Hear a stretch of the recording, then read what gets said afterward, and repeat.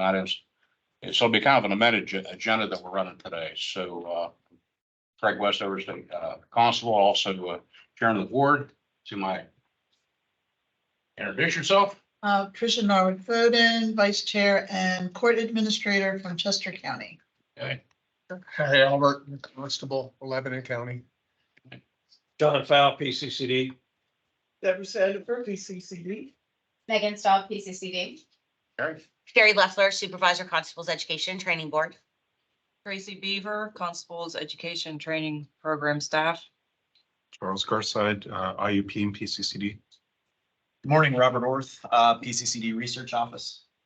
Nick Hartman, Constables Education and Training Board staff. So the way we're going to run the meeting today, it is being recorded, even though we're not taking action. So I wanted to remind everybody that if you do speak, please speak clear and loud so we can hear you and understand you. And also, because it's recorded, if there's any objections from the public, I'd like to hear it now. Hearing none, if you are speaking and you're remote, please keep your mic muted unless you're actually speaking. So call to order. Chair Westover, I don't Yes. have any objections to the meeting being recorded, but this is Sally Barry, the Director of Office Justice Programs here at PCCD. I was just wondering if maybe you'd want to allow the folks on the that are attending online an opportunity to introduce themselves as well. Sure. I can't see the participants list. Nick, can you, if you could see the participants list, can you just announce what PCCD staff? According to the attendance list, Sally Berry, who just spoke, is on the phone. Teresa Ford, Dorothy Jacobelli, both under OFMA. And I also have Tony Muha from Penn State Jazzy, Steve Sheelan from Penn State Jazzy, as well. I saw Anthony Luongo from Temple also joining the phone call. Thank you, Nick. Yeah, I wasn't sure if there were any board members because there are a lot of numbers that look like they're attending. Now, at this time, we haven't verified that we have a quorum. So what we're going to do, we're going to move down to the agenda with discussion items. I guess is where we're going to start. Right. So discussion items, we're going to start with the supervisor's report, which is Sherry Leffler. So please. Good morning, everyone. I'm not going to go through all of the statistics we have. Our numbers are pretty consistent, going up every week by, anywhere from 12 to 30 grades that we're receiving for online. We are seeing a large number of first-time failures on both disease of addictions and legal updates for the online subjects. Basic training courses, we have had to schedule or cancel 2 of those that we had previously scheduled. The last one for the year is going to be SWO2 BT23, and that will be held at Harrisburg Area Community College. And that starts on July 7th. If there's any interested newly elected or appointed constables or deputy constables, please contact Nick Hartman on staff so that we can get you enrolled into that course. Basic firearms training. There again, we had to cancel 2 of the basic firearms classes because of canceling the basic training classes. We are in the midst of a basic firearms class right now in the Northeast. And then just status of current certifications. Active and certified number is 836. The firearms certified number is 621. And so far we have certified and issued certification numbers for 4,822 into individual constables and deputy constables. Program staff have also finalized a formal training delivery coordinators guide for the contractors so that they have a good, useful tool going forward with lots of resources on what that job entails and how that job interacts with the program staff. Staff are still processing class payments, both for basic trainings, basic firearms, but also failures and no-shows. The regulatory changes are still going through the internal PCCD reviews, and I'm hopeful by August we'll have that back to the board with any significant changes then. That's all for now. Yeah, do we hear any questions on her report? Anyone from the public? Okay, then let's move into the draft ADA accommodations policy. It's also Sherry Leffler. And tell us what that's all about. So recently, staff have been, getting more requests for, disability accommodations from the constable population. A recent request that we had, that was included in this, draft policy was an accommodation for an individual, who has a learning disability. We did provide a reasonable accommodation of providing an instructor who came in and actually read the test questions to that individual and answers, and then they responded back with their answers then. We would like to have a formal policy put in place going forward on how to handle these types of accommodations. We do have a policy in place from 2010 regarding testing and instructing the instructors to not read any of the examination questions or answers to the individuals in the classes. However, because this accommodation request was received, we did feel that that was a reasonable accommodation to provide for this request during that basic training class. We did put in the write-up as well. Everybody has a copy. I'm not going to read it word for word, of having an extra instructor there for this subject, what that impact of that accommodation was. If we have an instructor rate of $35 an hour at two hours for each of the 14 subjects, that's about $980 that the board expended for that accommodation. We are asking for, some of the recommendations that we have going forward. We had originally had in our confirmation letters that the board and in our training schedule, training bulletins, that staff and the training delivery coordinators are requesting 20 days for any type of disability accommodations. We have changed that to 30 days instead of the 20 days. So that would give us a little bit of extra time then for these requests. Any future requests going forward, we were also thinking that at the time of the enrollment, they could request or check a box in the system, basically saying that they need a disability accommodation. Now, these are just things that the staff have come up with and just as recommendations to the board. We also would like to have a standardized testing times put in place so that when we have these requests come up in the future, we do have something in place that we can say, okay, if the allowable time for an examination is 30 minutes, we'll allow a reasonable accommodation of an extra 15 minutes, or whatever the case may be, depending on the subject matter. So that is something else that the board or the staff are asking the board to also consider. One of the other things that we had talked about that we could not take any last minute requests for accommodations. We must have that advance notice. So they're again changing that advance notice from 20 days to 30 days. That gives us some extra time there as well. We also wanted to bring to the board's attention, if they are attending a firearms course, that no additional time should be provided due to the nature of this training. Safety issues would also have to be considered in reviewing any accommodations that would be requested for on the firearms range. One of the other recommendations that we have going forward is that all of the accommodations must be submitted in writing, and they should provide suggestions on what that reasonable accommodation is that is being requested. We also provided some examples of disabilities, struggles with language, auditory or visual processing, has trouble managing attention deficit or staying focused on work, communication, reading, and language. Program staff felt that if the program were to incur additional costs to provide the reasonable accommodation, that those associated costs should be the responsibility of the individual requesting the accommodation. Now, again, these are all recommendations that we're bringing forth to the board, and we would like to have your input and guidance on structuring a formal policy going forward for these requests. And, this is presented, like Sherry said, for the board to start absorbing and looking at. And, at the next meeting, we might have a skeleton policy, but it would be then for you to discuss. We're just trying to give you some background information. And also too, we gave you the additional, resources of, what are the federal definitions, and accommodations and disabilities, because we got to stay within obviously federal and state A Human Relations Commission stuff I know is in here. So a lot of that we don't have to come up with. We just have to figure out how does all this fit in our program.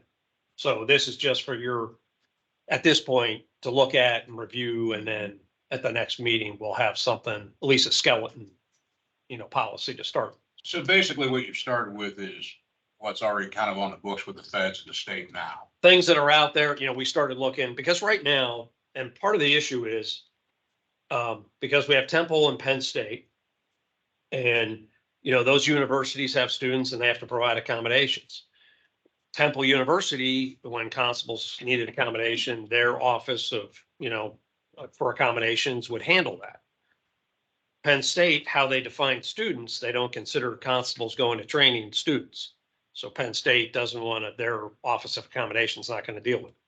So that's kind of one of the things, and that's not a swipe on Penn State. When we had other schools, it varied. So we can't rely on the schools, because one school might provide accommodation. The other school says, well, they're technically not a student, so, we don't have to. So that's why staff's coming. We should have a board policy that's used statewide. Okay, so we're basically going to take Temple and Penn State out of the mix. We're Right. going to administer it from here. Right, because we have to make sure it's done equitably, I mean, if I go to, because, constable can go to training anywhere in the state. And let's say I go to a Temple and they provide me accommodation. The next year I go to a Penn State class and they say no, So, and again, that's not a swipe on the schools. It's just how those universities handle things. Debbie, you good with that? I am, and I do recognize that because of our relationship with the schools, they would quote unquote accommodate us in our policy. But we do have to take into consideration that we might be doing this in the middle of a contract with folks. And, it's kind of difficult to ask people to do something that might be stringent changes, and we already have an agreement with them, which does not include some of the things that we might come up with, but we know that they would be very amenable to assisting us and that sort of thing. But it's a question of looking at what is already in place, federal, state, even asking our own ADA folks, utilizing what the schools do. It is sort of cobbling it all together. And we're not the employer of these individuals, but using this which is what the ADA policy is about. But we do know that we're talking about public funds, Commonwealth funds, and we want to be, accessible as much as possible. So this is a good start. So would you say when these documents are done, when we've got our policy pretty well figured out, is this something we still need to, like, I won't say run by Penn State and Temple, but is this something we want to expose them to see if they have any comment or any particular issues with? It is, especially if we're talking about what we might require in their physical plant. Especially if you're requesting someone to implement something in the middle of a contract that they didn't bargain for. You kind of go in easy and ask them, extra space or, extra whatever, which we know is something that they would be amenable to. But yeah, we do have to include them at some point in the conversation. Yeah, because I'm very, very cognizant of it, because my grandson being Down syndrome, I've really taken a harder look at a lot of this stuff already. He's only 3.5, but I've been seeing what's coming down the pipe for him, And so when this policy, when we started talking about this, I said, whatever we end up with, I want it to be good. I want, I want it to be good. I want it to be fair. And it is very much it's a combination of your expertise as well as the expertise of the people who do the ADA policy stuff. It's sort of, everyone has a piece that will shape an intelligent policy. And that's why so much of it is left to the particular agency, because when it comes to things like, not reading an exam, having that kind of policy, or what kind of standards we have if a person cannot read certain things, that would be something that you would know as a professional, what impact that would have on a decision as to whether or not someone would be able to take part in the training. That's the one thing I'm really wrestling with, because our business is a document intensive. We need to be able to read and understand, explain, we want to do a levy or do, a sale or whatever we're gonna be doing, so that's the part I wrestle with is, basic understanding of a document, being able to read in this business in particular, compared to some of the other lines of work out there. So I do struggle a little bit with how that's all gonna shake out, And I know just that was when the board implemented that process of an instructor not reading an exam to someone at the time. That was the board's philosophy was, especially the chair at the time, the judge was, if I hand somebody civil papers, they need to be able to read that, know what needs to be done and explain it to, whoever they're handing it to. But of course, I mean, that was 13, 14 years ago. So, I mean, so. And I know we recently had with out west, we had a basic class where we had an instructor in. Yes. To do Yeah. that. Yeah, that was the. That was the example. And they successfully passed, their test. I was there, they did quite well. So. And that individual, in a lot of the subjects, he didn't need, he got extra time, but some of them he didn't need he didn't utilize the extra time. So even though he had that accommodation, it wasn't, in the end, he didn't need it, so to speak. Yeah, there was only 5 of the 14 subjects in basic that he used The extra. allotted the extra time. Yeah. Other board members, comments? My original, my question would be though, kind of piggyback you were saying about really how this would be applicable to kind of on the job. Aren't those 2 separate issues? We're just talking about delivering the training and what is our obligation as an agency to deliver training and making sure we're following the ADA versus almost like a fitness for duty kind of a discussion. So I mean, I Right. think Yeah. we as a board, Yeah. when we're developing this policy, have to be cognizant that they are clearly 2 separate issues. But I really think whatever this policy looks like, we really need to have the discussion about whether anything in the policy would fundamentally alter the delivery of that training and the impact of the knowledge that's being, Right.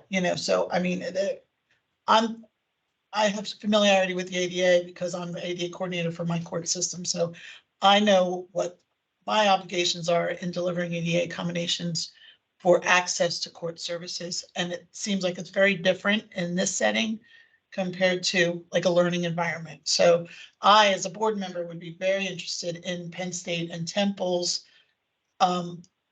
their input on how they deliver services to their students, because I think it's clearly very different from, just an overall ADA accommodation, accessing, especially with, me personally, I'm seeing more accommodation requests for cognitive issues, for learning disabilities, those kinds of things. And it's very different from just physical barriers. So I have definitely a lot of interest just from my own kind of processes that I follow every day in my job. So I am very looking forward to this process of developing this policy. Well, and I anticipate, this isn't something we're gonna get cranked out, Right. in a meeting or two, because, by the time we get what I would say a base document, and then we get input from, the universities or other state entities, or whoever, I think it's gonna be a evolving process before we get a final policy that, so. Possible? I agree with everything. I think the fitness to duty is gonna have to come into play with an ADA policy. And if I could share with you all as well, if you'll take those one down. This is the essential eligibility requirements from the Firearms Education and Training Commission that's housed here at PCCD. So they have this in place. I just wanted to provide this as a resource as well, because they have both the range, what's required for the range, and then what is required for in the classroom as well. This is probation and parole firearms training. The firearms education, yeah, The top 30 is like that. yeah. So that is just And another. so that's one more resource because that's quite frankly, you've been on a range, safety is paramount. And the other thing too is, and I think to me, the firearms is a good example of what you're talking about, Trish, about, not impacting the training and the learning objectives. Because especially when you come to firearms and you're talking use of deadly force and accuracy is final. So, the accommodation has to be reasonable, but they still have to be able to perform that skill to standard.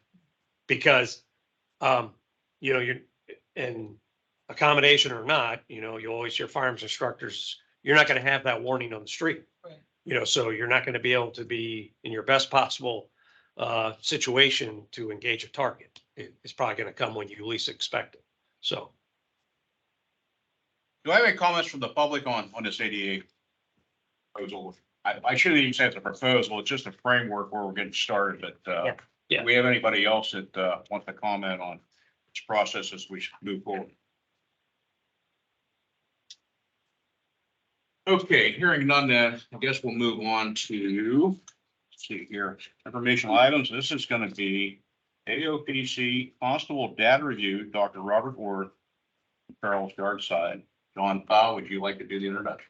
Yeah, so as Dr. Worth was at our last meeting and we gathered data from AOPC, and we're trying to do this now. In fact, Dr. Worth and I have talked with AOPC. We just submitted kind of a revised request to drill down even more for a new set of data.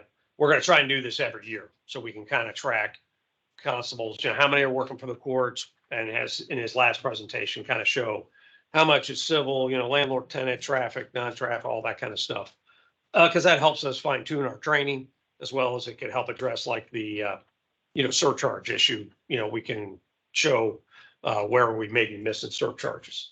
But after the last presentation, Dr. Worth came back to me and said he had found an error in his data. And so we talked about it. He wanted to present to the board and explain the corrected version that was sent out, that was published. And that was the only version that was ever published, is the corrected version. Because after the last meeting, we were going to publish the original report. We did not. We held on and published the corrected version. So with that, I'll let Dr. Worth take over. Thank you, John, and thank you, Mr. Chairman, and to the board for having me back. Just as a quick refresher from last February's meeting. So we presented a lot of data on court work, certification among trained constables, and it's part of a new research program, right, that we're institutionalizing here at PCCD. Do this work every year, track sort of key performance metrics, right? Attention or retention, attrition among the certification, attention and attrition and retention. Sorry about that. It just. You've touched Dana's. Do you want me to stop for a minute? Go ahead. Okay. Among folks who are performing court work, dockets served, types of dockets, all that stuff. So moving forward, we'll continue to refine this. I just wanted to present or, kind of let you know it's still a novel analysis. We're kind of trying to get used to it and figure out how we're moving forward with it. What's the data that's coming in? I think every time we re-engage with AOPC, we find out that there's more data and newer data. So at the end of this, the end of my presentation, I'll talk about our next steps as well. So, but the key slide that I want to talk about today is last meeting I presented on 506 constables that were either newly elected or appointed in 2016, and they had attended basic training. And so part of what I spoke about was we could not find any names, any certified constables that had performed court work during those 6 years. So there's good news and bad news here. The good news is that was inaccurate. So I apologize for that. There was a problem in our data analysis there where the way that the data came out, it's let me just run through this real quick. It's two separate disparate data sets. So we have PCCD's data that comes out that says, here's the constable's name, here's the board certification number. We have a data set from AOPC that kind of says the same thing and then gives us millions of rows of data about the dockets that they're serving. What happened was what came out of PCCD's constable management system was the board certification number with invisible trailing spaces behind that, which you would not see unless you copy and pasted it into something and found that the cursor was now 2 spaces away from the end of that. So when we did this matching exercise in Excel, which is notoriously sensitive to that, and the good thing was this was a siloed sub-analysis. It was separate from all of the work that we did through a more robust and rigorous statistical software package. But it did match up because it was saying I cannot directly match, right, to AOPC with these names. So the strange thing was when we double checked this by randomly selecting names to see if they were there, we still couldn't find them. And it's because there's so much attrition that by random pure chance, we just could not locate people, 10 and 15 people that were just trying, we could not find anybody. So what happened was after we presented last meeting, we heard from constables from that cohort and they said, hey, I did perform court work. So we went back, we double checked, sure enough, we found them. So personally, to put it on public minutes, I would like to apologize to those constables. We did find that they did do some work. So I'm here to reconcile that and then present new data. That's the good news. The bad news is at the end of this, it's not going to change any of the trends and those prevailing patterns that I mentioned last time. So I'm going to step through this slide very quickly and then just talk about the overall findings. So just starting there as a recap, in the middle of that column at the top, certified constables. Remember, we had 506 that attended basic training in 2016. If you go down below to the chart there in the gray, 30% did not pass training. So we were down to 70% that were, available and certified. As we move down into 2022, we find that it's not there, but I'll give you the numbers. There's only 136 constables that are still retaining certification. Okay. So that's about 26% of the original 506 cohort, 7 years later. The attrition though has grown to 61%. So it's now by a factor of, 2.5 to, nearly 3 of certified to folks who, were certified, but then are no longer certified as of 2022. But the key part that I want to focus on here is to the far right in that column. Those were all zeros, okay, in February. So we heard from constables, we went back, we double checked. Sure enough, we found this problem with the trailing spaces, which threw off the workflow. So we went in, we manually corrected everything. What we could not find, though, is those names were still not showing up in the years 2016 through 2018. Which for whatever reason, we're not sure, doesn't make sense to us because then in 2019, we found 126 names. And I don't think folks just instantly scale up 3 years later, right? So we're re-requesting data from AOPC. That gave us a good opportunity to actually request a larger data set. So the next steps here are we're requesting all data from 2016 up through calendar year 2022. And good news, we now learned that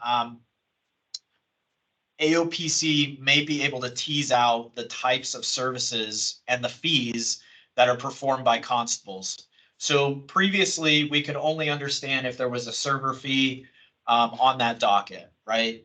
Now, we believe, based on what AOPC told us, we might be able to categorize what those services were. So whether it was effectuating a warrant or prisoner transport, which in all of this, we're not entirely sure how many are prisoner transports versus, serving a warrant or, serving papers for landlord tenant, whatever it may be. So that's the good news is as we make mistakes, we learn from it and we're constantly adapting to it to try and make this research program more robust and inclusive.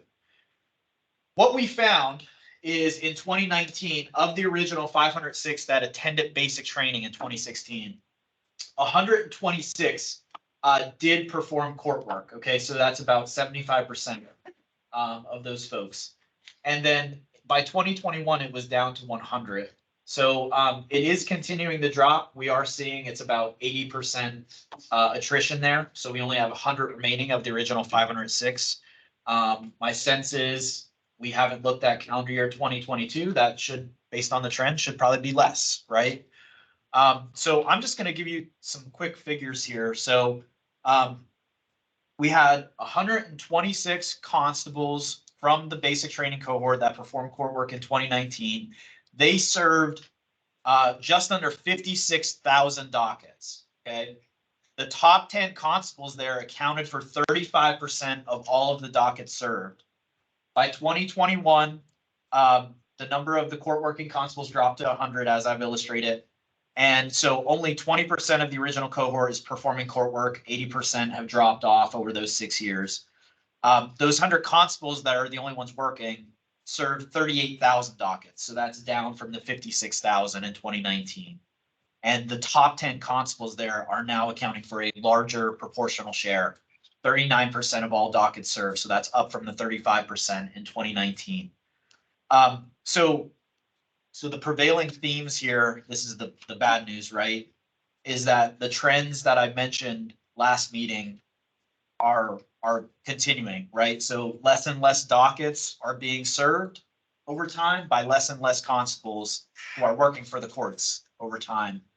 And then the second part is, as I illustrated, you know, it was 35% of the top 10 constables gathering the dockets in 2019. In 2021, the top 10 accounted for 39%. So now it's more and more court work is being concentrated into the hands of a smaller subpopulation of constable, these high performing constables, if we want to call them that.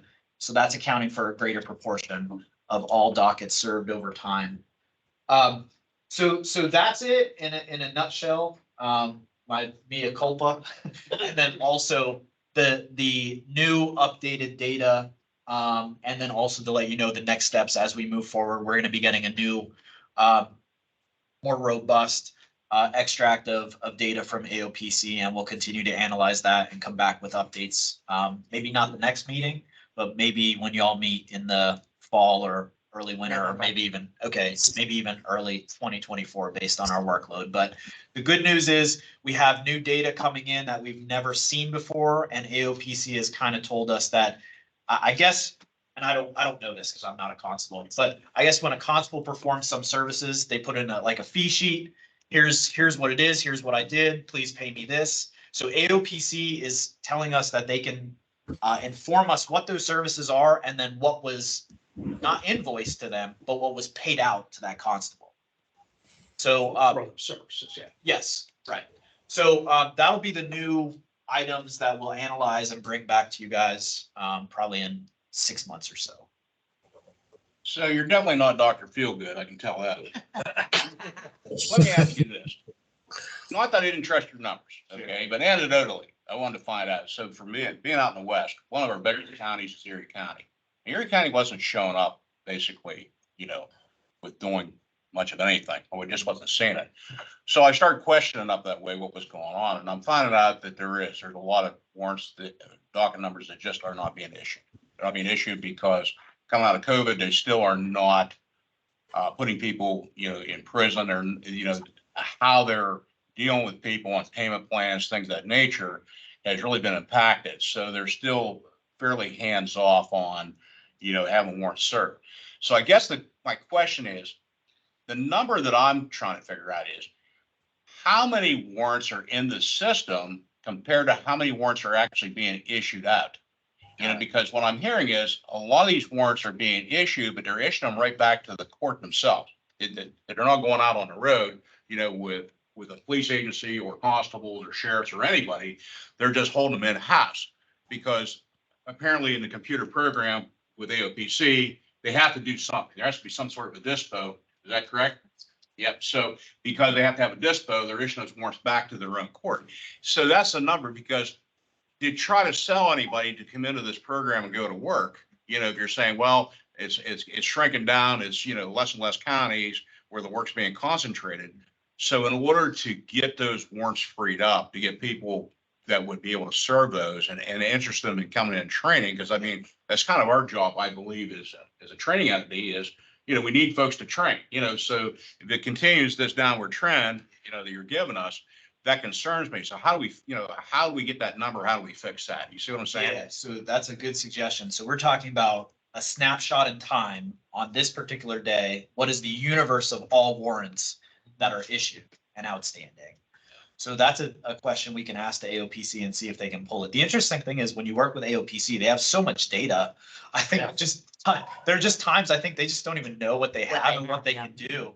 So that's a great suggestion, and we'll definitely follow up on that with our contacts at AOPC and see if they can pull that out. But my sense is it would have to be done as like a snapshot, a point in time of on January 1st of this year, here's what it was. Or maybe we align that with, your particular training dates or something like that. Right. Or, prior, the day of folks attending basic training for the first time, right? What was the universe of warrants that were outstanding? And I know, Trish, you've mentioned this, because then there are counties that have a backlog of warrants or dockets that they want to issue. You just don't have enough people to work them. Yeah.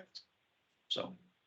And one quick question, and maybe this would be more of a question for down the road when you're looking at this, you mentioned the data that you're looking at regarding the types of service that's being paid out on. So if a court is actually, what I'm hearing is the court is actually paying the constable, you might be able to track that, but there are a number of counties that refer those costs to the county to be paid. So I'm assuming that data is not going to be captured. But the counties that actually where like a controller's office, the county pays the constable directly. I think it's only gonna be from the court. It's only gonna be, yeah. From Yeah. them. And that's another piece, we would probably have to go individually to counties. And maybe if we did that at some point, we would just do a sampling, Yeah, a large county, two mid-sized counties and a smaller, just to get a snapshot of.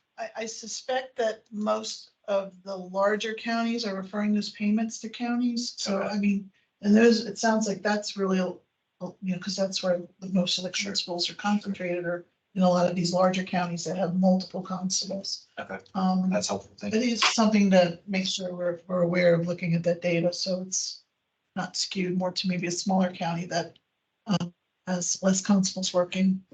Thank you. Well, I guess my question is, how are we being affected numbers wise? Because we found at that meeting we went to, an IRS meeting, that there's counties are paying constables 100%. They do all payments through the courthouse. And then we have other counties like out where I'm working, where it's the individual district courts that are actually making the payments of the server fees. Right. The remainder, if they're not being paid, then they're being vouchered after 60 days or 90 days Right. into the county, and then the county is paying it out of the fund. So is that skewing our numbers? Well, especially if you're looking to see the fund. I mean, that's what it comes down to, and we're curious about. You know, Well, and whatever goes to the county, we don't get a Right. CETA fee, because the statute says if the county pays the server fees, the CETA fee is not charged. But the problem is, what is that number?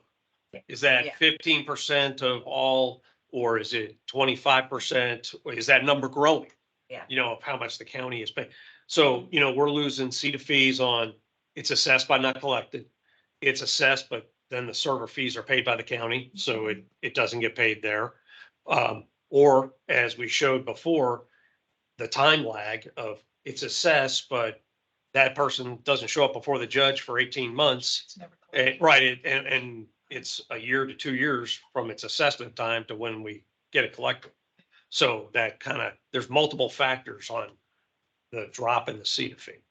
And ultimately, this exercise was to figure out how to squeeze more money out of the system for training funds. I mean, that's kind of the mission that we envisioned for you, Doctor, was how we fix this problem. How do we figure out and then how to address the judges and the system out there as to here's our needs, here's our issues, and we see some ways of, because I'm kind of looking for that too.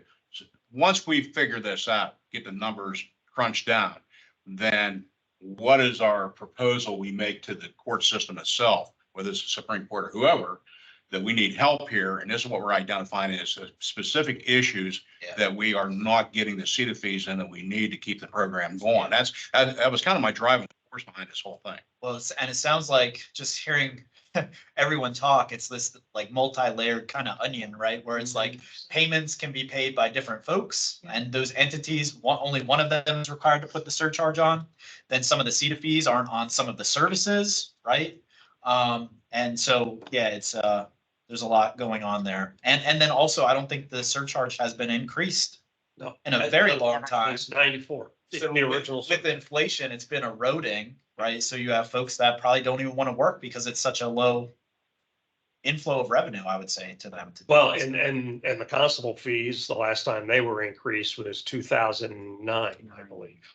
So, and that's it. I think the data will help support, even if somebody is willing to increase the surcharge, the issue is that's not gonna be the end all and be all to fix it, because if a lot of the CETA fees not getting paid because it's the service fees being paid by the county, by statute, it's not being paid, or are the courts assessing it and ensuring it's being collected? Because we know that's not always.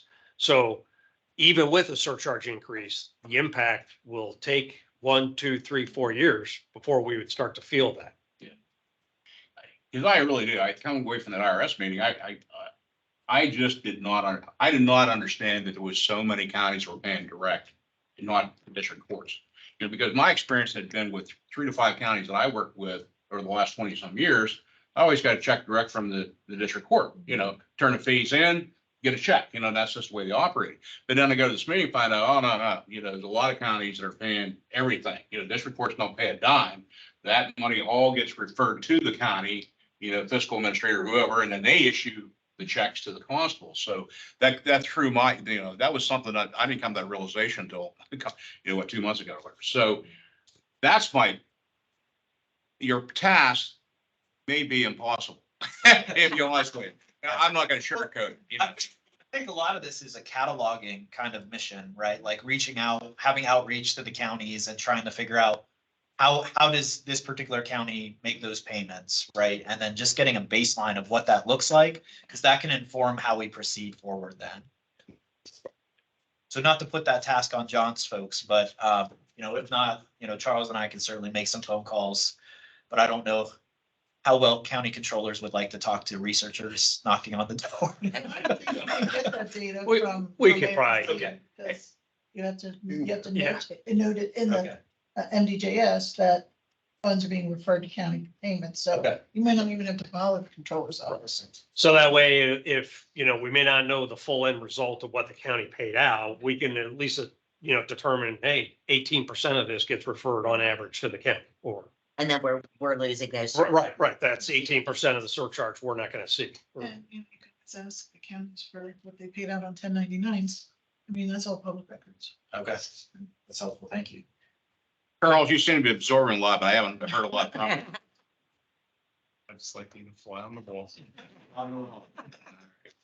you can- If I could just add, when I usually do my supervisor's report, I usually give the numbers certified. And I've been referring back to like the previous year. So I did this for the last 10 years. So in 2023, we had 1,213 certified constables. In 2023, we have 836. So right there in the last 10 years, we've had a drop of almost 713 constables. So that's impactful as well. And that's just And that's real. certification, right? That's for Right. certification, yes. And then it's even less for how many people are actually showing up. And then it's even less for how many people are doing a volume of court work and not just 1 and 2 dockets, Correct. which is a large population. Correct. Council Albert, any comments? Now, I'd like to see the data. I know the DJS has a lot of data. One particular volume of data was scheduled to print. Yeah. And that is, you say, oh, we have 10,000 warrants issued. Yeah, well, you have 30,000 ready to go. That's a number that you were kind of referring to too. Scheduled to print is a huge number. And then in DJS. Judge Davis, you online?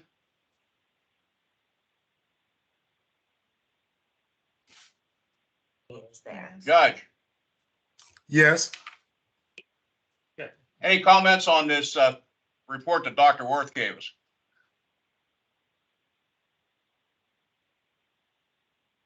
You're muted, Judge. can you hear me now? Good morning. Yeah. Yep, we can hear you. I found it to be very interesting that even after the numbers were recorrected, that the statistics are still the same. That was fairly awkward to me.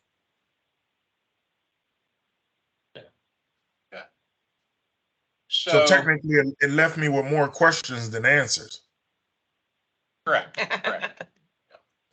That's what we're trying to drill down on. We're trying to figure out, where we're headed and, Yeah. but to find out where we're headed, we got to find out what the actual issues in the system is with the surcharge and then go from there to try to get the word out, what can be done within the system to help us along here, to collect more surcharge. Yes. Okay. So Judge, hang with me for a minute. Counselor, since I do now have a form, do I have to do anything mechanically with the agenda? Can I just pop back up to the top of the agenda and go down through, or how do we do this? It's at your discretion. You can pop back up to the top Okay. as you choose. Outstanding. So we were under the discussion items. There was one thing left, or informational items. So there's one thing left with the basic firearms curriculum review. Why don't we go ahead and knock that out, John? Okay. And then I'll pop up to the action items and we'll get that stuff knocked out. Okay, so I had an initial meeting with some firearms instructors who are both involved in the program and 3 that are not involved in the program. One from state police, Joe McLaughlin, who does the probation parole firearms training, and another instructor that does deputy sheriff, but has never taught in the constable program.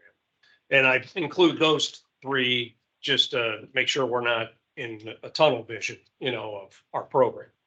So we did an initial meeting and I had sent them all the curriculum and, the instructor guide, et cetera, and asked them to look at it. And one of the things we kind of went over was some kind of failure rates and stuff for the last couple of years. And the instructors who were in the program talked about some of the common things they see. We have kind of really good shooters, marginal shooters, and then a small number who, just whether because of they've just never had formal training and whatever, they're just not going to make it. I mean, they're so low on the scoring. And so I'm trying to, because a lot of these guys are, current law enforcement or, in fact, Jason Cox is involved. He's an MDJ now. I'm trying to get their schedules for a meeting. I was trying to get it done for the end of May, probably be beginning of June.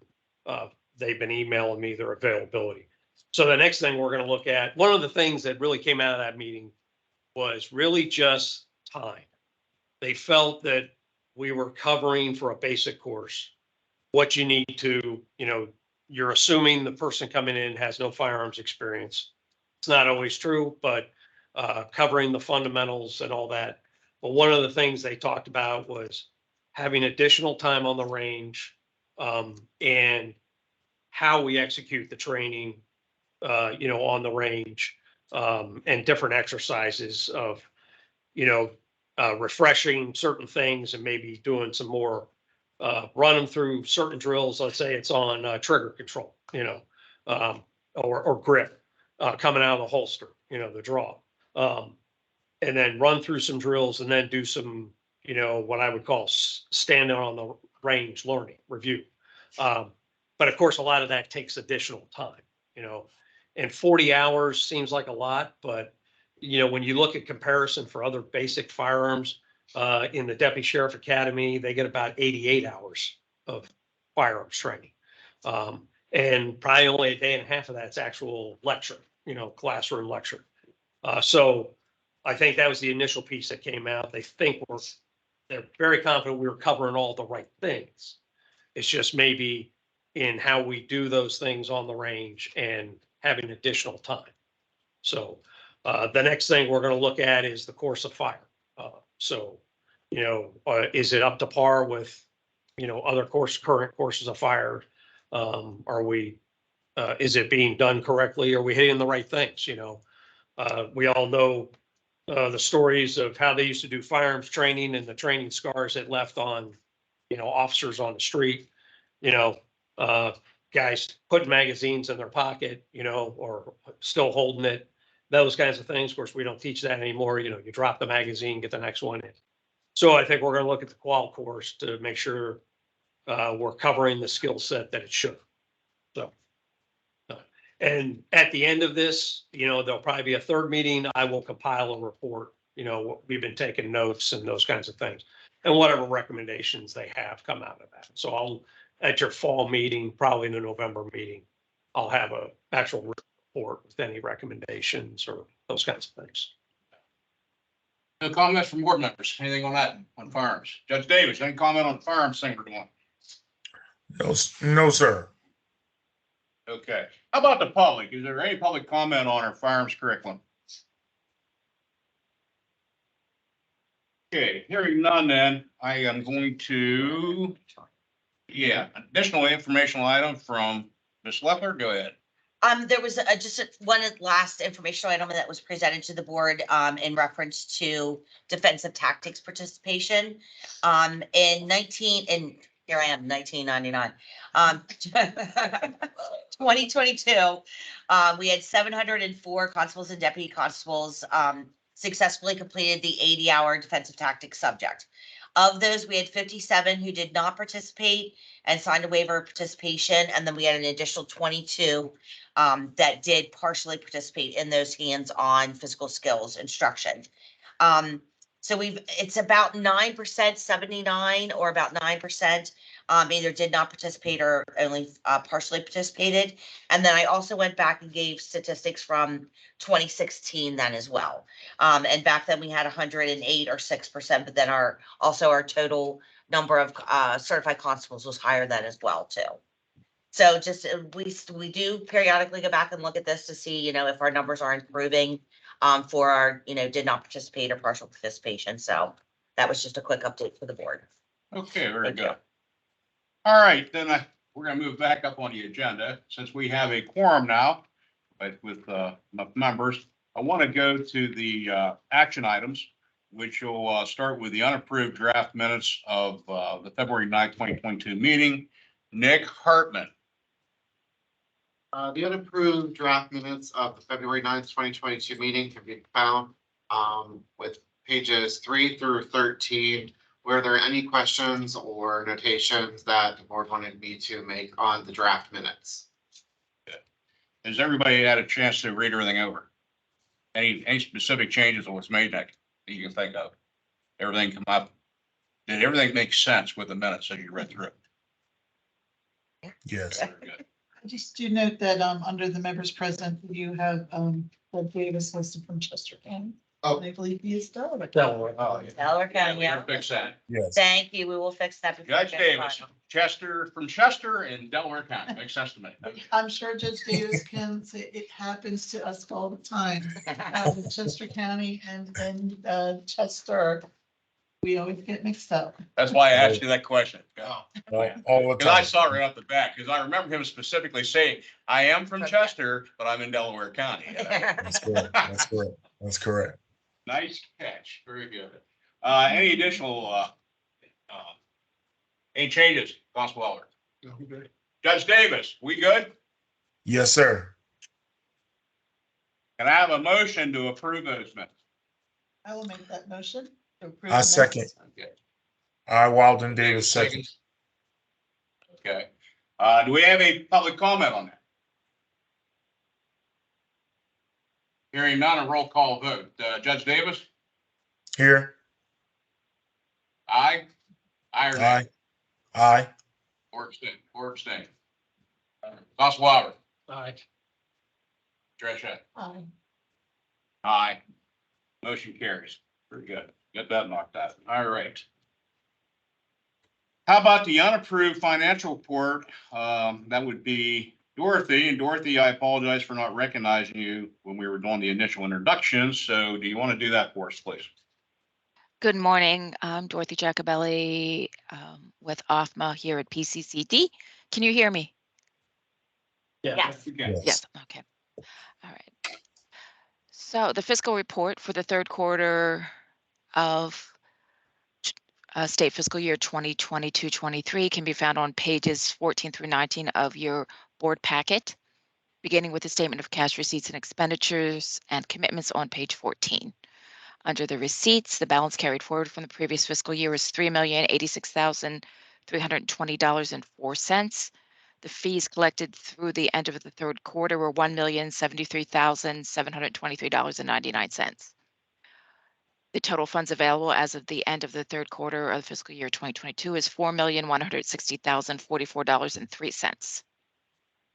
Specifically, under expenditures and commitments, the total cumulative expenditures as of March 31st, 2023 were $718,967.72, with the total cumulative expenditures and commitments as of the end of the third quarter of $2,700,541.74, which includes $392,659.64 in administrative expenditures and commitments.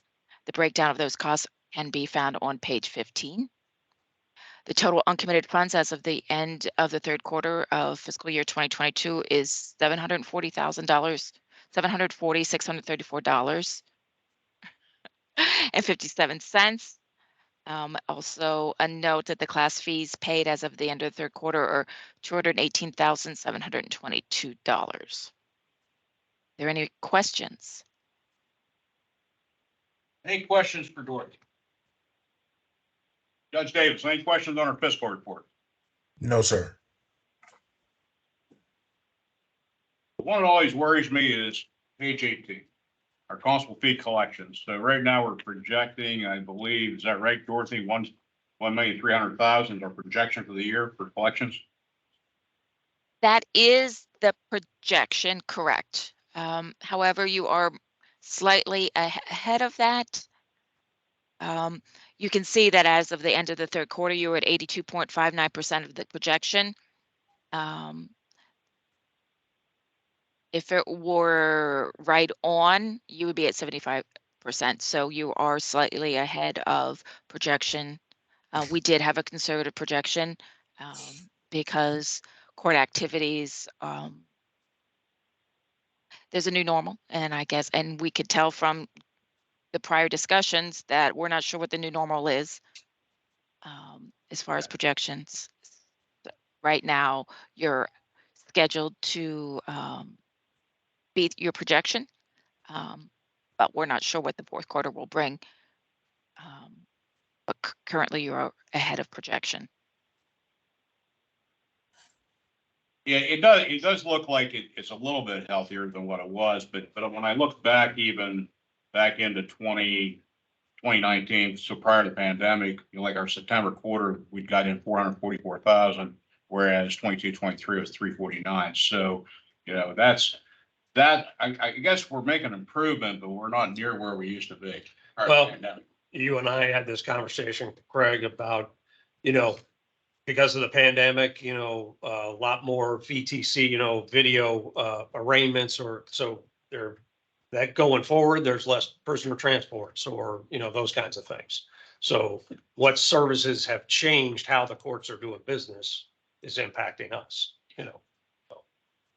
Well, on page 19 always concerns me because, that ending balance, when we're projecting out into 26-27, there we are down around 729,000. That worries me. I mean, once we drop below that 1 million, I'm always concerned about it.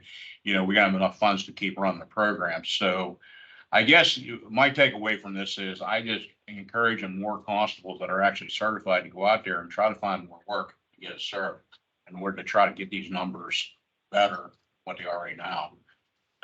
I understand you have other jobs going on, but the fact of the matter is this court stuff really needs to take priority. If you're certified going through our training, I really think you need to prioritize going to the courts, trying to get work and actually serving it to help us out on the surcharge thing. I think you have that obligation. You're getting the training, especially our Con Ed folks, you're getting the training for free right now. And that freedom, that free, ride can end at some point if this projection keeps dropping down and down and down. So I think there's an obligation for everybody, including me, that's certified to try to generate more fees. So other board members comment. I get on a rant about this every time, Agree with you totally. Okay. All right. So Dorothy, I appreciate it. So I guess my question is, do we have a motion to approve that unapproved financial report of that at the meeting? So moved. Constable Albert, do I have Judge Davis, you second that? I second. Roll call vote. Judge Davis? Aye. Constable Albert? Aye. Tricia? Aye. Aye. Motion carries. Very good. All right, so. All right, 2022 work group recommendations on file. So as the board knows, and some of you participated, we did have a work group during 2022 between February and September of that year. We met several times, and part of it was, at the beginning there, I list the goals were to develop a defined list of future Con Ed subjects, practical application of any new training ideas, because we're going through the regulatory change. So sometimes if we're going to change how we do training, it might impact the regs, and now's the time to do that. If we were going to, change how we do something with firearms or whatever that might be in the regs, that now's the best time to make those changes because the the regulations are undergoing change. And then the other one was basically discussing the funding. Is there anything else we can do more efficiently or more effectively to reduce our training costs without impacting the quality of the training? Because, there comes a point we can cut training costs, but it impacts the quality and then, then you get into an issue of you're not training properly and to a standard, et cetera. So it's a balance. So on page 21, and the work group had a lot of recommendations. I think there was a total of about 6, and went through and picked basically the 3 that we felt were the most important or most practical. And the one was we never came up with a list of defined list of Con Ed subjects. We had a lot of discussion about different topics, but as constables in the eastern part of the state do certain things that maybe the guys in the west or the central. So you kind of end up with subjects that maybe only apply to 25% of the population. And so I think kind of going back to a job task analysis would probably be a good, especially now after the pandemic, as we just discussed, the courts are changing how they're doing business. There are probably constables out there maybe did a lot of prisoner transports and that's died off because now the courts are using video conferencing to do arraignments or whatever. So that could give us an idea of how practice on the street has changed for constables. The last one we did in depth was in 2007. That was a very thorough one. We would not be able to afford to do that level of a job task analysis again. So that's the other thing. Not that we want to do a job task analysis on the cheap, but we have to really look at how we're going to do this, do it effectively, but not expend too much money on that. So that was one of the things. I think it's time probably to do another job task analysis. And that basically would go down through and be a reflection of, here are all the things constables can do for the judiciary. What's the reality? How often are they doing it? How critical do they view it? How frequently are they doing it? So that could, because that in the long term impacts training. If prisoner transport has dropped significantly, I'm just going to use that as the example, then maybe we don't need to revisit prisoner transport and training as often as we do. Or in the basic training, can it be reduced a little bit? I mean, those are all the kind of things, because maybe the civil, and compare that to then against the data Rob has, Dr. Orth has, that could help us validate that data as well. Maybe there's a lot more landlord tenant. So we need to, in basic, does that training need to expand a little, the hours? So the next one down on page 21 was basically how can we utilize the online training better? And we're working on, and we're going to try and test pilot this. The introductory module, role of a constable, it's 4 hours in the basic training. Especially now the constables, someone new is paying for the basic and paying for the firearms. The thought was if they took that role of the constable online, we make it free. They take it before they pay their money and attend. That may help people decide whether or not they want to do this. Because we've had people start training and go, yeah, this isn't what I thought it was or whatever. And then we have to, go through that process. So this might help people make up their mind before they attend, pay their money, attend the training, et cetera. And, you know, we already have the online platform established. We already have the curriculum. It's just a matter of putting that curriculum, and we're starting to work on that, put it into an online format. It would also allow us to put a little more information because we're not locked into that 4 hours now. You know, online, it could be a little longer and be a little more detailed. I know Chairman Westover teaches that module, and there's a lot of information there, and you have to kind of stay on track and hustle through that module because there's a lot to cover. So. Yeah, I'm a big proponent of moving that role online, just because of the comments I've had over the years where people have said, well, I just wanted to work the polls. I didn't know I didn't have to do this, you know, get certified court work, you know, just to work the polls. Because I have a full-time job, I have whatever. So that's kind of where, you know, the initial seed was with me. Maybe we need to get this where they know before they get into this program and spend a lot of money. Is that because I don't want to train folks and take away training slots from folks, you know, because there's been times that we've had more than we've had slots for seats in the class.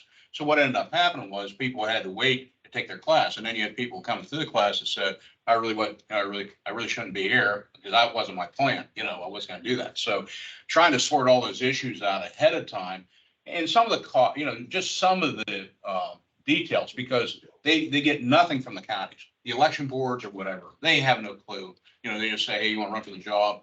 But they are getting better, at least up my way, where they're having them call me, you know, and the election board say, here's a phone number, call this guy. He'll tell you all the ins and outs. Because people say, well, what else do I have to do?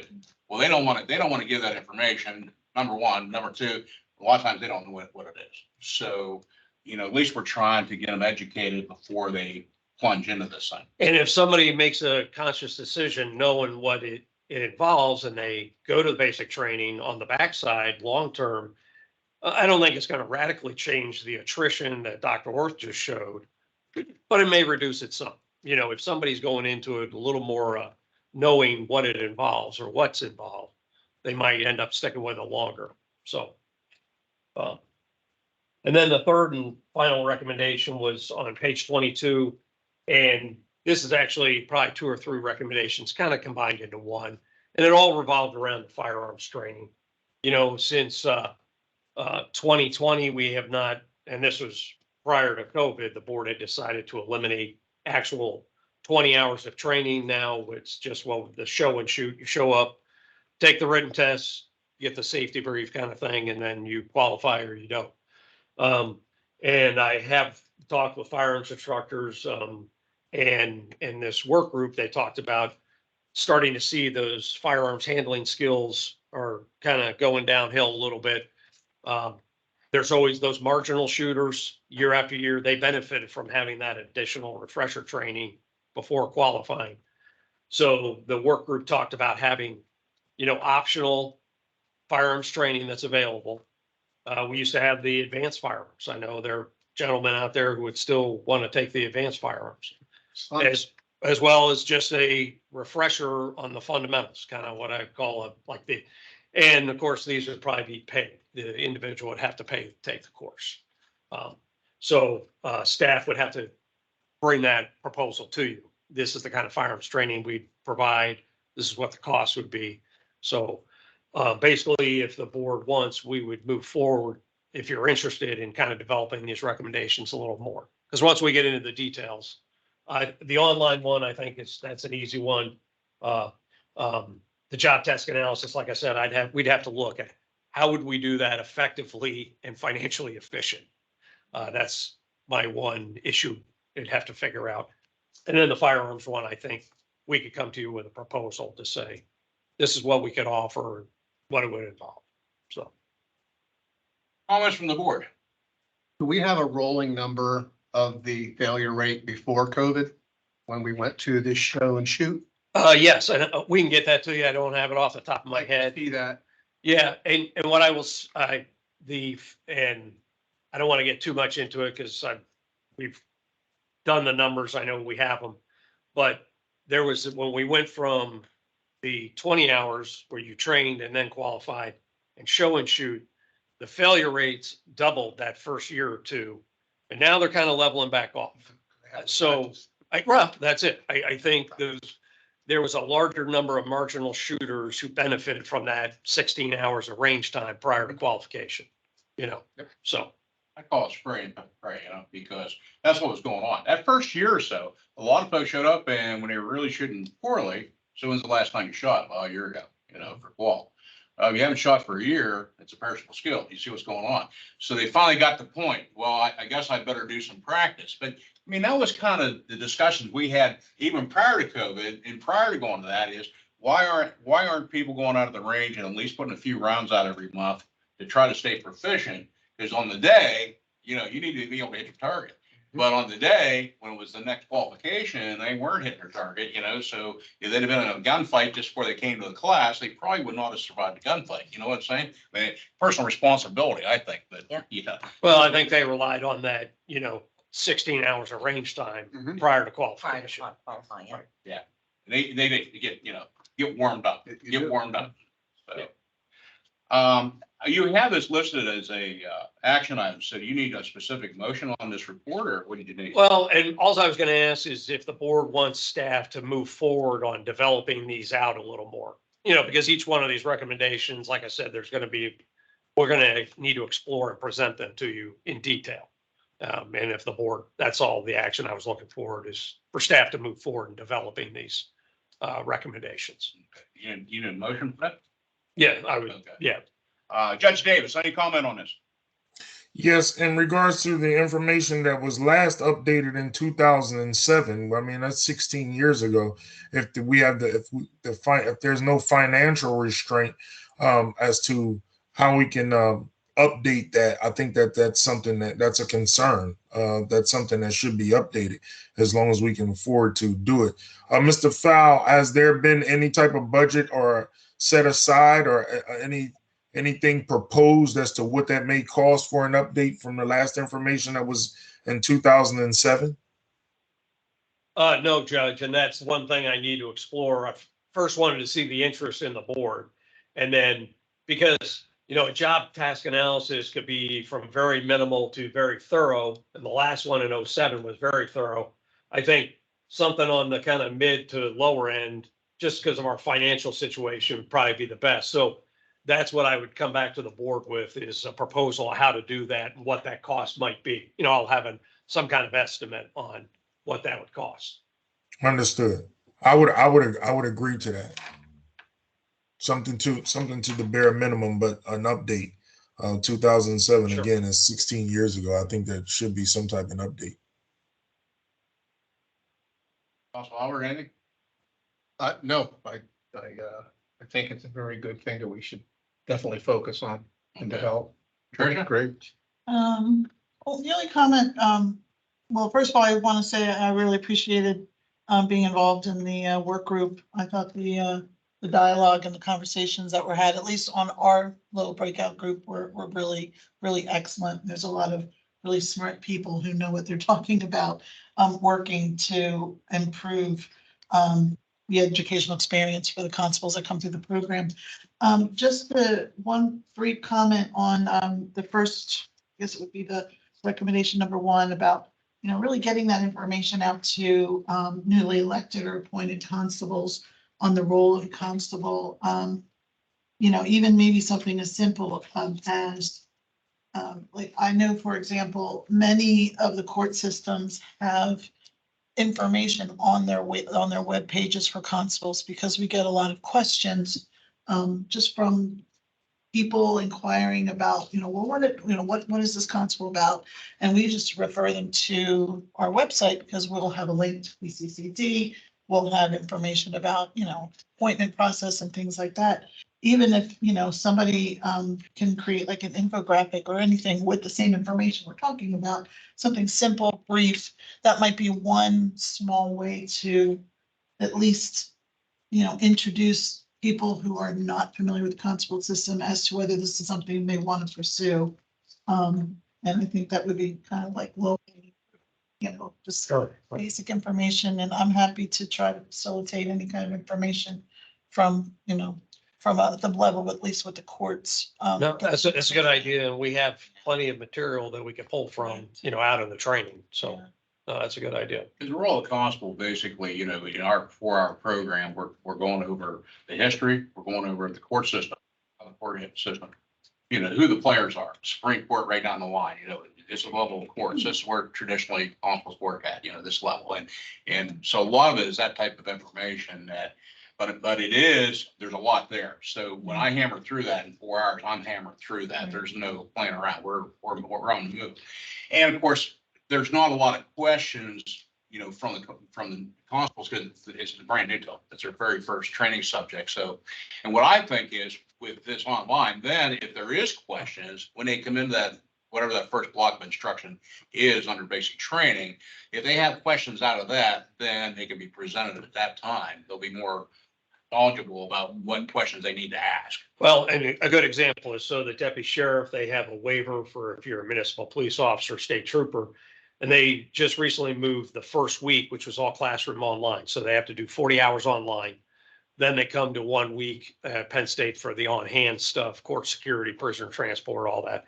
But that first day, they have a review of civil law, because the bulk of that online is civil law. And you know how civil law can be. Like if that's your first, you know, most municipal police officers have very little exposure.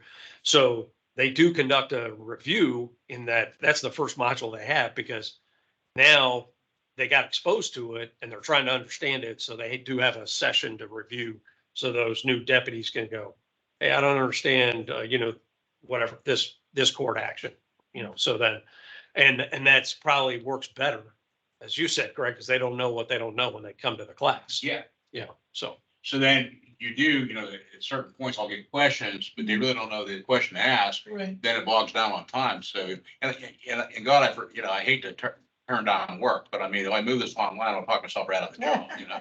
So if I'm for it, I think we should be for it, you know? Yeah. And at least get them as educated as possible before they Yeah. actually show up for the hands-on training. So, all right, Counselor, do I need any comment from the public on this, or can we just move forward with our motion?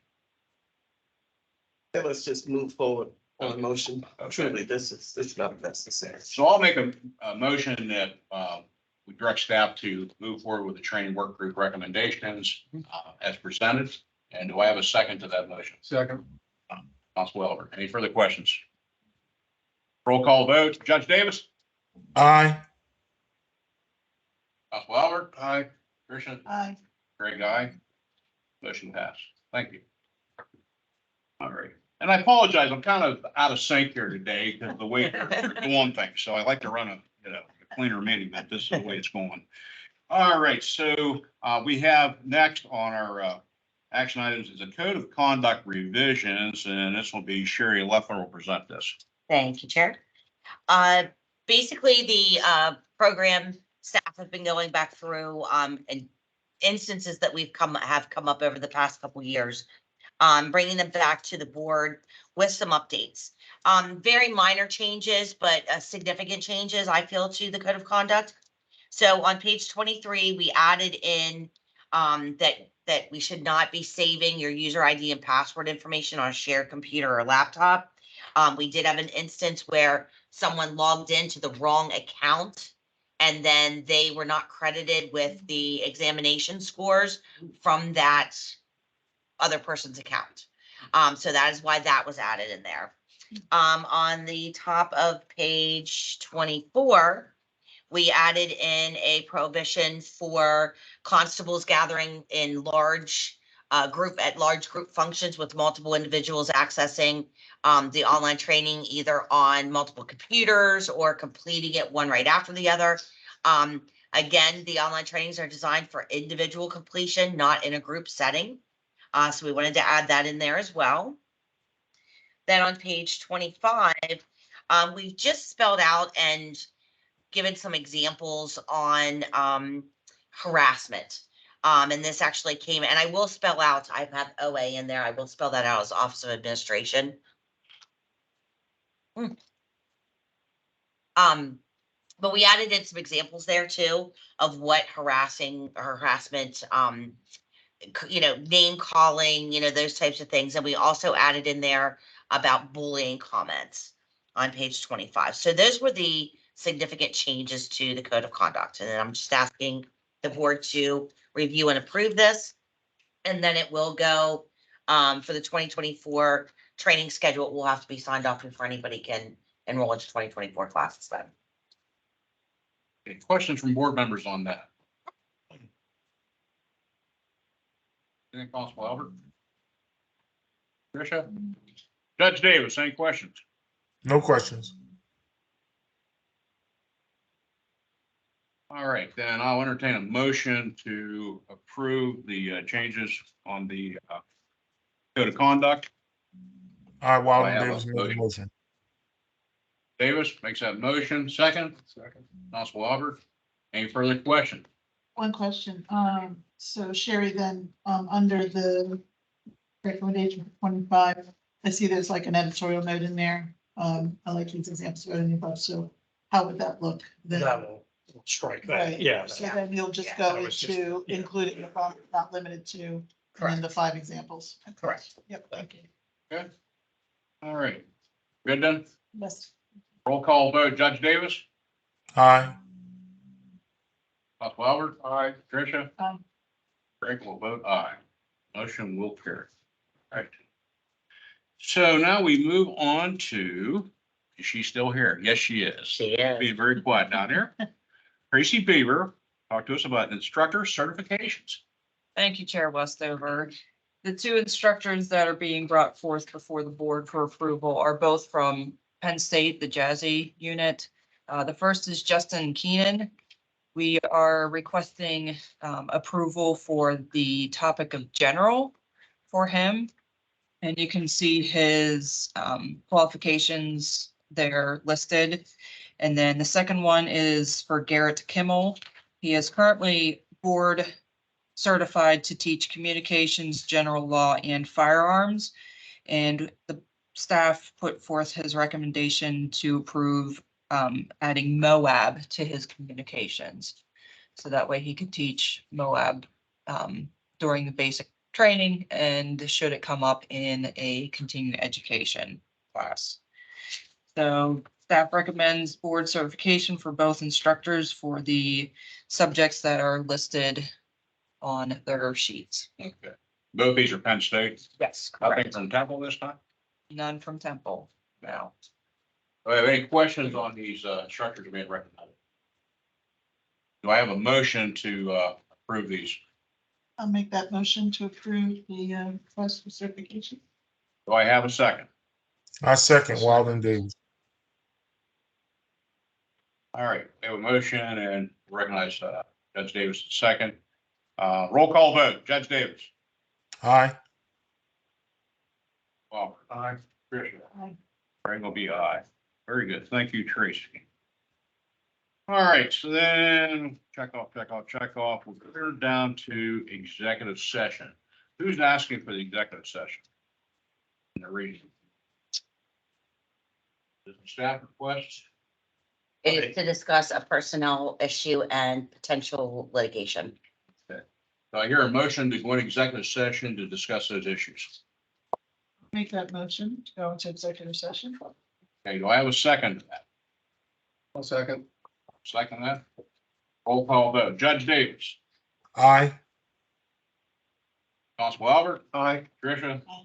Craig is aye. So the mechanics of how we're going to do this. So we have a separate Teams call that Judge Davis can then change to that call. And if we can move the board into the training room, then we can include the judge in the call, in the discussion. And we can keep the general meeting open until we're done executive session. Good. And Judge Davis, if you can log out of this call and log in the executive session call, we'll talk to you in a minute. Okay, thank you. Move into executive session at this point.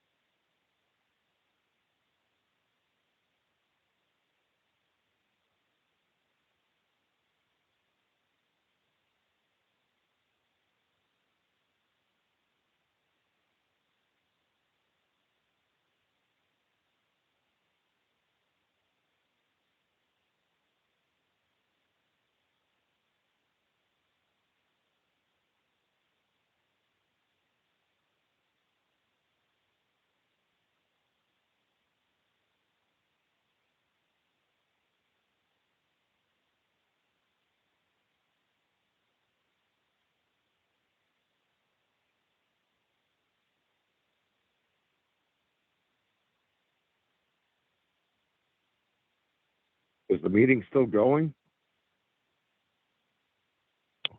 This is Constable Abraham Smith, Westmoreland. They said a good while ago they're in executive session. Hello? Okay. This is Herbert Brown, Bradford County. Yeah, Herbert, just off the top of my head, we're probably both thinking the same thing. Why didn't they wait till after public voice to do their executive session? Yeah. I mean, you know, I've got to go out and serve. I got to go out and serve papers, and sure as heck, if I take this phone with me, right when I go to knock on somebody's door, they're going to come out of executive session and ask for public voice. You know how it works. Yeah. Yeah, that's usually how things work. Well, I intend to try to make some comments on the firearms part of it. Two things. One, I see no reason, if they're going to reevaluate course of fire, why they don't eliminate the 25-yard position. You know, they're not training us to take out, you know, the shooter at Walmart. They're training us to do court work. And there is no empirical data that indicates that any firefight that a constable in Pennsylvania has been in is more than, say, 10 yards. That you're taking chances if you're shooting at 25 yards. Oh yeah, Especially with your a handgun. accuracy. Oh yeah, Yeah, and that's where a lot of the guys were tripping up. I know that we're having difficulty was at the 25 yards. If you can't do it at 10 yards and less, then maybe you shouldn't be doing this. But you know, and the other thing is too. Well, why did they see a reduction in qualification rates? You know, when they went to the show up and shoot. Well, two things. One, they're lamenting the fact that no one was practicing. Look at the price of ammo. Who could find it, and who could afford to practice? I mean, it's like they live in this different plane than the rest of us. And the other thing is, you don't need to have 20 hours of instruction for those of us that have been doing this. But at the same time, show and shoot without any opportunity to shoot that qual range as a practice. That's the problem, not having the ability to shoot a qual range as practice. Yeah. So if they ever come back from executive session, if they remember that we're here, and if they remember to ask for public voice, I'd like to make those comments and, you know, appreciate any support or disagreement if anybody else has it. Yeah, 25 yards, that's a bit much.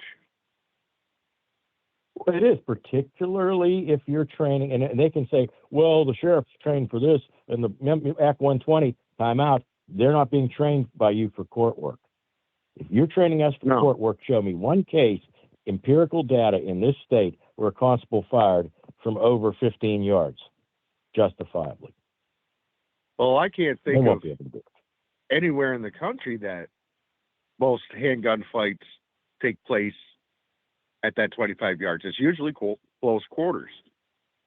Right, exactly. The only time you're going to run into that today with as crazy as things are getting are these mass shooters. You know. Oh yeah. But they're again, not you're using taking a a handgun. 9mm. You're taking Yeah, a they're not using a 9mm to an handgun. AR-15. Yeah, right. So, Yeah. I don't know if was just anybody seeing else the is thing. on here and they want to join us, but Hey, this is Constable Jason Knapp, the elected for downtown Pittsburgh, Allegheny County. Listening to the conversation here, and I mean, I tend to agree with you. I mean, I think if nothing else, that 12 shots at 25, when the Mobitech course of fire is 8 shots at 25 yards, it seems to be a bit much to be shooting that many rounds at 25 for that course of fire. it is. Hey, welcome to the conversation, Jason. And the other thing is, too, it depends what range you're at, what way the sun's hitting. You may not be able to tell where you're hitting on that target because of the sun. And if you think you're hitting them all in the center and you're missing, you're SOL for the rest of the. You have to get almost 100% from that point forward just to qual. And that's not right. And as far as MOPEC, they're training for something different. We're training for court work, quote unquote. Yep. I'm sorry, I didn't catch your guys' names again. Could you mention your names again?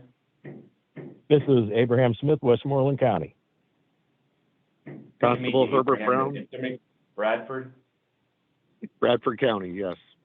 Oh, I'm sorry, what'd you say your name was? Herbert Brown. Herbert Brown. Good to meet you, Herbert. Nice to meet both of you guys. But yeah, I can tell you, embarrassingly enough, and I won't make this mistake again, but you know, this is a personal failure on my part of not practicing and doing it really early in the spring after coming out of winter time, not spending too much time on the range really at all. And to Constable Westover's comments before, I failed because I failed down at Steel Cogs, which is Elizabeth, Allegheny County, back in April. And it was because of 25 yards. I was just not shooting accurately at 25, and I was hitting almost every hit at 15 and in. But I pretty much failed right out of the gate at the 25-yard line. So I mean, it's a personal failure. I mean, you know, I knew the course of fire. I knew what was expected of me going into it. However, you know, I think there is a reasonable argument to question here is to why, you know, we do have 12 shots at 25. You know, but I think that's a fair comment. Well, let's hope they come back from executive session sometime this year, and we can share these comments with them. Very good. Oh.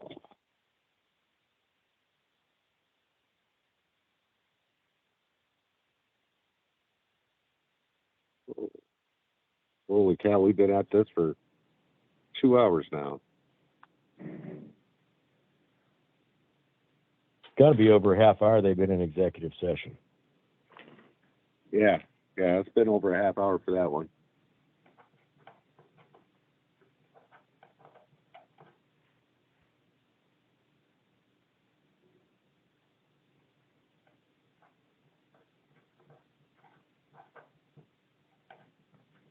Abraham, do you know Kevin O'Donnell? Yeah, I do. Yeah, he's I think vice president or something of the Allegheny Constables Association. Yep. Yeah, that's how I know Kevin is through the Allegheny Constable Association.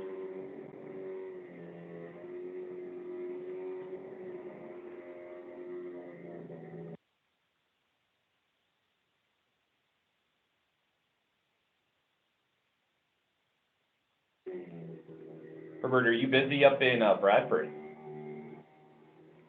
Well, my magistrate has, including me, 4, and he's having a hard time finding work for the other 3. Uh-huh. So yeah, I'm not particularly busy. Yeah. So Constable Westover made I think an important comment just about, you know, I think there's this disparity between the warrants that have been issued, but the number of warrants that are actually given to constables to go out and serve, that they end up getting issued and then not actually making their way into the hands of a constable to actually go out and serve for one reason or another. And there ends up being this backlog. So, you know, I'd be interested to kind of hear, you know, in future conversations or, you know, maybe even during today's discussion, if there's maybe a way that we can sort of problem solve how to get more paper into the hands of willing and able constables to go out and serve this paper, and they're not just sitting there in some queue that's waiting to be issued to a constable, and they can actually go out and serve this. Because, I mean, I think that would help everybody, you know, especially the ones who want to go out and serve paper, that, you know, if we're concerned about a shortfall on the set of fees, then, you know, let's make sure that we're getting a streamlined process in place to get that paper from, you know, the MDJs down to constables, deputy constables who are willing and able to go out and serve. I agree completely. Yeah, I think it's a systemic problem. Oh, I absolutely agree. I absolutely agree, and I think that's one of the reasons why. I mean, particularly because, you know, the board and our training is so reliant on those fees that it's a statewide issue, and we've got to really kind of focus on how do we resolve this so that we can start, Well, generating more revenue. here's something, yeah, here's something here that I don't know many people understand, and I don't know if the board wants to talk about it or pretend it doesn't exist. The AOPC has a computer system and have for over a decade that catalogs every warrant in real time when it is issued by an MDJ anywhere in the state. We don't need paper in hand unless we're actually going to arrest this person and try to commit them, okay? They could open that database up to certified constables, the AOPC I'm referring to, Administrative Office of PA Courts. They could open that database up. You could look at it. I could look at it. We could find out if a warrant for a guy that we're encountering was issued halfway across the state. And then we could take that, verify it in real time on a computer, and then take action on it. Contact that MDJ, see what we can effectuate on it. But it's for some reason, it seems like they want the system in place, but they don't want anybody actually doing the job. There's some kind of mindset change post-COVID. I know the magistrate that I'm out of, a warrant, he'll have you go make contact instead of serve that warrant. And then if need be, he'll have the sheriffs go get it. Okay, well, Herb, if that you make contact, okay, and that person shows up the next business day at the MDJ, do you still get paid? I don't know. He hasn't issued anything for me yet. No. Well, see, here in Westmoreland, for over 12 years, because of the action of a president judge 12 years ago, constables are no longer allowed to serve warrants. All warrants shall be reposed in the office of sheriff, even the MDJ warrants. And I've talked to our sheriff. He said, I have over 30,000 warrant backlog. I don't get to have the guys to do what they need to do for the common police court, let alone deal with these. Now we have a new president judge. I'm hoping we can get some movement, but I've been hoping since January 1st on that. So we'll see. But Westmoreland, yeah. I just met my president judge this week. Well, I just got my bond this week too, so I haven't really been doing anything. Yeah, I mean, what you mentioned, Abraham, I mean, I think that makes a lot of sense. I mean, that's a much more streamlined process. And I mean, I do think that if there is an actual desire to have constables go out and serve this paper, that there has to be less gatekeeping by the MDJs, because that seems to be where the holdup is, whether court staff are willing to, work with, specific constables, and there's sort of like horse trading that goes on as far as, can I do this, or can I do that, or this guy will do this, or, and there ends up being kind of an obstruction between getting the paper to the right guys to go out and serve. Yeah, and, the board mentioned earlier that they actually had to cancel some basic classes this year, I guess due to lack of participants. Well, last year when I was certified basic, they didn't have enough classes scheduled. They had overages. People were angry that they couldn't get into them. But what I think's happening is the whole group that got certified last year, a lot of them are out there, and they're still in the red. They haven't even made their money back, that $2,600 that they paid. And other guys are hearing it. Yeah, other guys are hearing that and saying, well, wait a minute. If you got certified last year and you haven't made enough yet, why do I want to throw my money away? And I think they had a drastic reduction in the number of people that won't even bother getting trained this year. Yeah, that's what happened to me. I got certified last year, and all the firearms trainings were filled up. And I was going to try and get into one this year, but they already canceled them. So.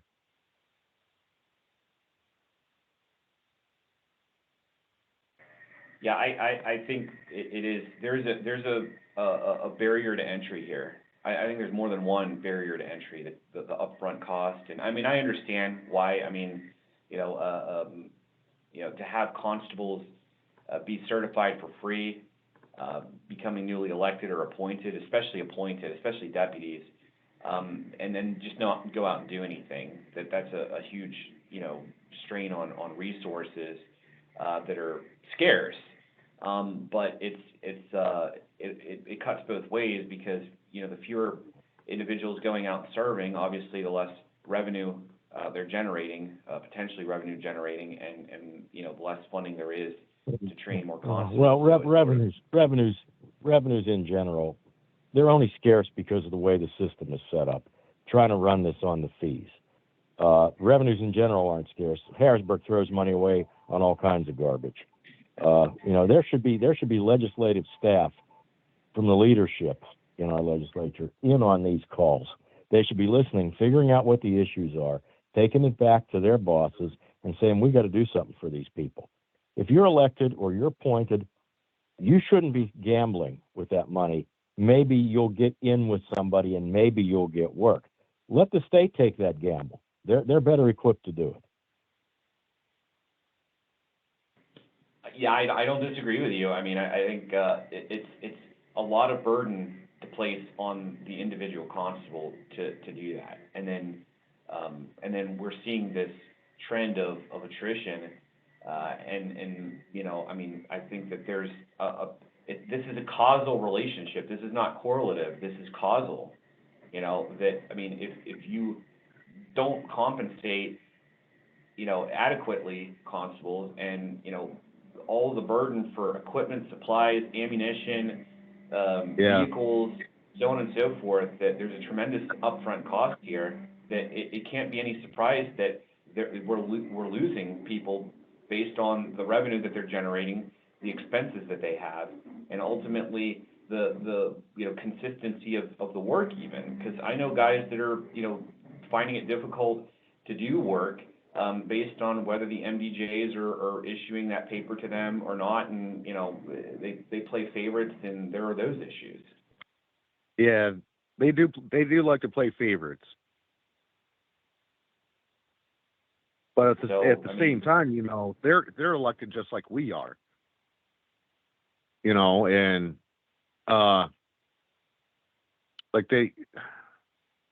like I said, I'm the fourth one out of my magistrate's office, and that one, it seems like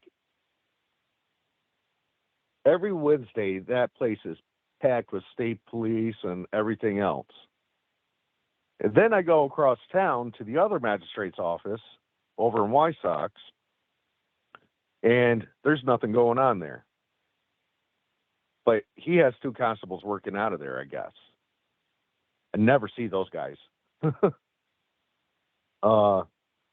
The funny part is the one's my neighbor. So I don't know. It's really up to them whether or not we get work. Well, it is, and that's unfortunately that's why we shouldn't be shouldering the cost. That's why we shouldn't have to shoulder the cost of training. Yeah, we shouldn't have to, and we do, and it is really expensive doing this. Yeah, I know. I mean, I was blessed. I'm in the black, not a lot, but I'm in the black over the last 12 months, and that's even after expenses for equipment, things like that. But could I? I'm 61 years old now. Knock on wood, I'm in fairly good shape for 61. But how many more years is that going to continue? And I'm pretty much in the middle age of constables that I meet. Most of them are older than me. There's a constable that's working out of a magistrate here in Westmoreland County who's in his mid-80s, and he fell over one time in court, and the MDJ had to get up off the bench to help him up. I mean, but you'll never pry that work from his work from that court until one day he doesn't get up. I mean, that's honestly the way it is. It's ridiculous. Yeah, I'm still trying to piece myself together. I got elected last year, and first thing we did was we went out and got my sidearm. Then we paid for the classes. And I kind of had to grump at my wife for this one, but it's a nice birthday present. She got me a plate carrier instead of a vest. And so now I got to go through and get a vest again. And, can't fault her on that. She didn't know. But because I don't have a vest, I can't even serve security. Oh, so your county uses constables for courtroom security? For the magistrate, yes. Yeah. Courthouse is the sheriff's Yeah. deputy, but the So only day your that they do magistrates court, are- the only day that they do court is on Wednesday. And that only pays at the magistrate level. That only pays $13 an hour, right? Yeah. 13 Yeah. something. See, It's, that's not, I mean, that hasn't increased since, I guess, 1994. And back in 94, that was probably a good amount of money per hour. Now you can make more at McDonald's, literally. And that's an insult. it is. Yeah. A lot of it is our legislative body. It is. And every issue you guys and everybody else I talk to clues in on is a valid issue. You know, and it's meat and potatoes issues that we're talking about here. And Yeah, there was I tell you what, there's people in, last year. yep, there's people in Harrisburg that would rather pass a bill eliminating all constables than do anything to help us. Because let's face it, we are the only level of law enforcement, even if we can only arrest for crimes committed in our presence and all that. But nevertheless, we're the only level in the entire state that is completely independent. We just answer to the voters, and that's it. And that gives some people the willies. I don't agree with that because, you know, all the judges and everything, they're all elected. And they got more throw than we do. I'm not saying that we need that kind of power, but, you know, I got people banging on my door 5, 6 o'clock at night. Hey, can you come with me? Why? If I can have your attention, listen, please, if we can, have quiet again, the board is coming out and we're gonna continue the regular meeting. So thank you. Okay. Thank you. Thank you.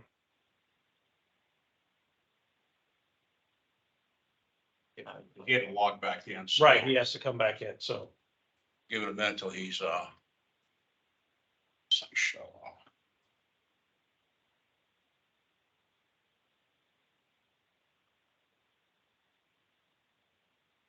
And Nick, show the, I was gonna ask you to show the list of people so we can see. I see on.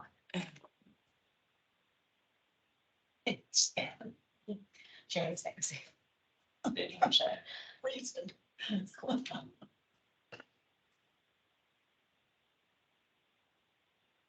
Does anybody drink Mountain Dew? It's a random question. John Newman, drinks a pint again. I'm gonna drop it in the studio. I got one by mistake. I was trying to get water and I put a sign on it. I'm gonna take it up in this cube. It was. Going by the door. Nick, can we tell when he comes back online? Yeah, can you scroll down to see if Judge Davis, have you joined us yet? I think somebody just tried. Yep, there he is. There he is. All right. All right, we have Judge Davis back on the line. Can you hear us, Judge? Yes, I hear you. Can you hear me? Yep, outstanding. Okay. So I need a motion to come back into regular session from executive session. Do I have a motion? I'll make that motion. Tricia makes that motion. Do I have a second to come back in? A second. Second? All right, Judge Davis, second that motion. Roll call vote. Judge Davis?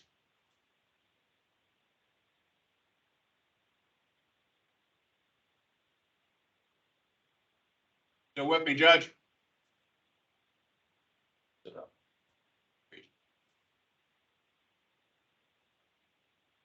There he is. Can you hear me now, Yes. Judge? Yes, I hear you now, Chair. I voted aye. Aye? Okay, aye. Aye. Aye. Okay, so we made a motion to come back into regular session and that was passed. So on the way we have it set up here, we have had a discussion during that executive session. And the discussion centered around a constable's request to have full remote training versus hands-on. I'm going to make a motion at this point, and my motion is that the constable's request for full remote training is denied. And do I have a second to that motion? I will second that motion. Okay, second that motion. Any questions on that motion? Roll call vote. Judge Davis? Aye. Constable Aye. Christian? Aye. I'll vote aye. So that request was denied. Program staff will follow up with the constable with written correspondence about the board's denial. All right, I have listed next other business. Do we have other business? Nick, you look like you had other business, huh? All right. All right, then at this point, we're gonna move into public voice. So for public voice, Tracy Beaver, do we have anybody on the list? Chair Westover, the only one was Constable Abraham Smith. Okay. Constable Abraham Smith, are you on the line for public voice? I am Chairman Westover. Okay. Love to hear from you. Wait, what's up? Okay, the two comments I have surround the firearms, both the basic and the annual. There was some talk earlier about re-examining the course of fire. I would say not only on my behalf, but just about every other constable I've talked to, given the fact that we're being trained to do court work, we really don't see a need to be starting the course of fire at 25 yards. Most of the guys that have problems with it or fail trip up at the 25-yard range. We're not being trained like MPOEC. We're not being trained like state police. We're encountering different situations. And I don't think there's any empirical data in this state that would support a 25-yard shootout. I mean, most of the stuff we've been trained on tells us that it's a very short range if a constable gets in a firefight. So I think it should be no more than 15 yards. And I think I would get almost universal support from the constabulary on that. The second point is this goes to. Just 1 second, Abraham. Let Mr. Fowle want to answer to that specific point. Go ahead. What I would say to that is since the firearms training program began in 97 and I've been here since 94, we firearms certified constables who have been involved in shooting in the course of their duties. There were 6 incidents. 4 of those occurred beyond 15 yards, and all 4 of those constables missed their intended target. In one incident, hit an innocent bystander. The other 2 were quite literally point blank, almost within arm's reach. So I've heard this argument for a long time, but what I would say to you is you do not get to choose the distance in which you have to respond to an incident. Okay. Correct. Correct. But you choose how to respond, and perhaps we shouldn't be shooting under those circumstances. That's the thing. Okay. It's a matter of judgment, I think, in a lot of those cases where people are shooting at a distance beyond which they feel comfortable at. I'd like to say, Constable Smith, I'd love to be able on the day to choose my situation, but we may be forced into it. You know what I'm saying? We may get fired on as soon as we crawl out of the car. We park down a driveway someplace, and that's why I say it. I understand your point, but that discussion actually right now we're moving them into an examination of the firearms going forward. So your points are well taken. Will be incorporated into that discussion. Your second point was? Second point was when you talk about the annual firearms, talked about 2 alternatives. One is the show up and shoot, which is what they do now, and the other was a former method where you did the 20 hours of training. I would say that I don't think we need the 20 hours of training, but I think just showing up and not having the option of at least doing a practice run through a particular course is a little bit of a difficulty. I think if we just added the ability for those who wanted to do a practice run prior to their qualification on the actual qual range, I think that would be very helpful. And your point's taken. I'll tell you though, from my perspective as a firearms instructor, but also the constable been working, I've always wanted to know on the day if I'm gonna be able to hit my intended target. So when I shoot qual, for this program, I shoot cold out of the holster. Cause I want to know if I got into a gunfight, an hour before I showed up for my class to qualify, if I get into a gunfight that hour prior to, I'd like to know that I was able to hit my target, that I stayed proficient enough that I didn't need a warm up. Because unfortunately in real life, we don't get that, it's an ambush attack, right? Everybody agrees pretty much all these attacks are an ambush. So when they're an ambush attack, we may not have that opportunity to get a warm up. We've got to go hands on or go deadly force on right away. So, but your point's taken. Like I said, we're going to incorporate that into our firearms discussion moving forward as we revisit this. So I appreciate your comments. Do we have anybody else for Okay, public thank you. voice? Yeah, you're welcome, Abraham. No, Chair Westover. Okay. Do we have anybody else in the public that wanted to comment at this time? Hearing none, then I'll entertain the motion for adjournment. I will make that motion. We have a motion. Do I have a second? I'll second. Second. Okay. Judge Davis?